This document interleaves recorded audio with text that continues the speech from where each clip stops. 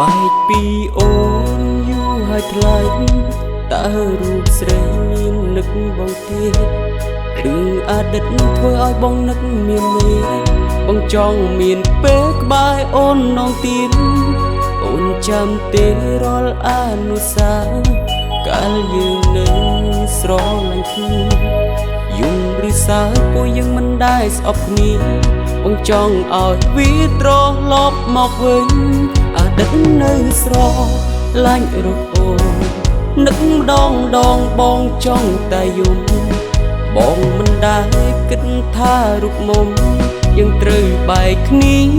ឡាយថ្លៃអតីតសង្សារចាំងបងងាយអូនត្រូវចេញថែខ្លួនណាថ្លៃពេលដែលបងត្រូវរួមនៅឆ្ងាយពីអូនមើលថែខ្លួន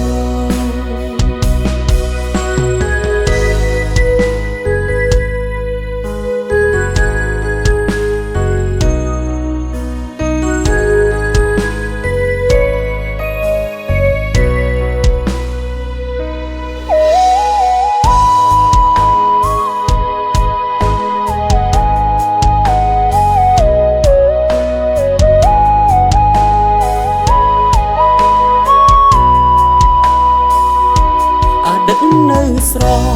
ឡាញ់រូបអូននឹកម្ដងបងចង់តែយំបងមិនដែលគិតថារូបមុំយើងត្រូវបែកគ្នាឡាយថ្លៃអតីតសង្សារចាំងបងងាយអូនត្រូវចេញថែខ្លួនណាថ្លៃពេលដែលបងត្រូវរួមនៅឆ្ងាយពីអូនពេលនេះបងមានមាសថ្មីទុកឲ្យស្រីនៅឯកាហើយបងចង់ប្រាប់អូនថារូបសង្សារណាដែលល្អជាងបងអតីតនៅស្រ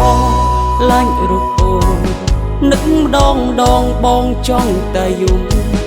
បងមិនដែលគិតថារូបមុំយើងត្រូវបែកគ្នាឡាយថ្លៃអតីតសង្សារចាំងបងងាយអូនត្រូវចេញថែខ្លួនណាថ្លៃពេលដែលបងត្រូវរួមនៅឆ្ងាយពីអូនមើលថែខ្លួន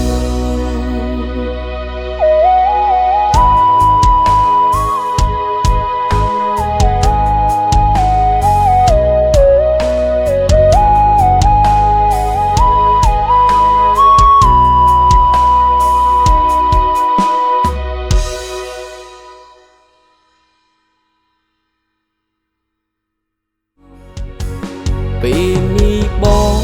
មានមាសថ្មីទុកឲ្យស្រីនៅឯកាហើយបងចង់ប្រាប់អូនថារូបសង្សារណាដែលល្អជាងបង